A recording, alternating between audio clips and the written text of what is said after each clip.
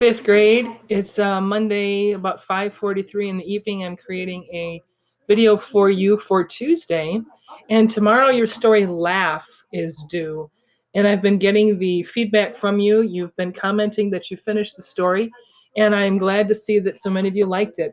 What we're going to do now is I want you to think about an invention that you would like to create. And this invention can do something that has never been done before. Think of something that you would like to create and how it would be a benefit. It can be something as simple as what you maybe saw in the story, where it takes us back to a situation so that you're able to find what the outcome is. Or it could be something like, if I were to create something, I would definitely create a machine that makes a peanut butter and jelly sandwich for me without me having to even get up off the couch. A machine that would take the bread and the peanut butter and the jelly and put it all in the right proportions, and put the bread together in just the perfect fashion to make the most awesome peanut butter and jelly sandwich. So I want you to come up with an invention that you could create that would be helpful in some way to either the things that you like to do or that would help other people. So that's the first thing I want you to think about. This invention that you create, I want you to write in a paragraph. I want you to submit it right on the assignment page when you see that assignment pop up tomorrow. And it will be due on Friday. So take some time and think about what you would create. I want you to put it in an introduction, a body, and a conclusion. In the first paragraph, introduce your topic. Tell us maybe what your name is and what it's doing. In the body, explain how it does what you suspect that it will do or what you expect that it would do. And then in the concluding paragraph, I want you to summarize what you've said. And don't forget to include in the body how it's a benefit to people.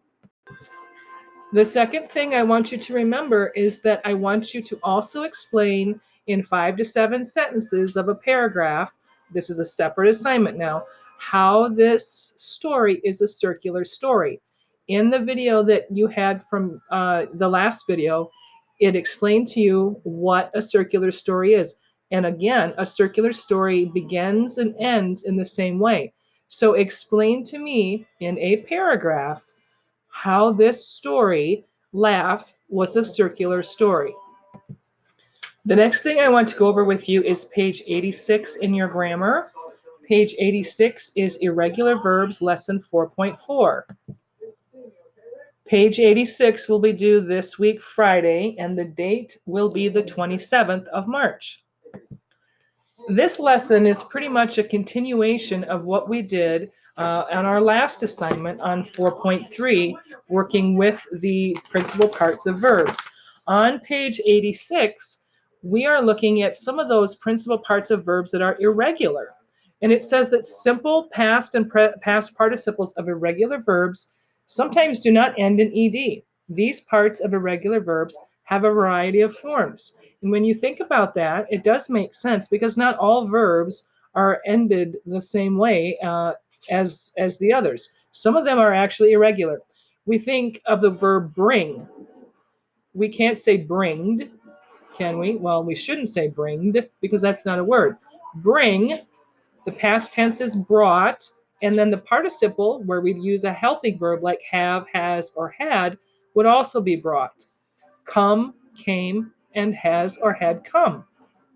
Have, had, and has had. He has had this.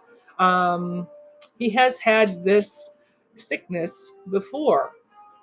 Know, knew, and known. I know the answer. I knew the answer. I have known the answer. Teach, taught, and taught, like has taught. If you look at the lesson page, it gives you some examples. Sometimes I buy lunch in the cafeteria. Buy is a present tense verb. I bought lunch there yesterday. That's a past tense. I have bought macaroni and cheese for lunch on occasion. That's our past participle using the helping verb. Now, your assignment is to do exercise 1 only, where we're basically going through with the principal verb that they give you, the present tense verb, and you are adding, it says for you to write the present, the past, and the past participle. So in number 1, the verb is give. Your answers will be give as the present tense, and then what is the past tense? Gave. And then the past participle that would use a helping verb like has, the answer would be given. So your first answer in exercise 1, number 1, is give, gave, and given.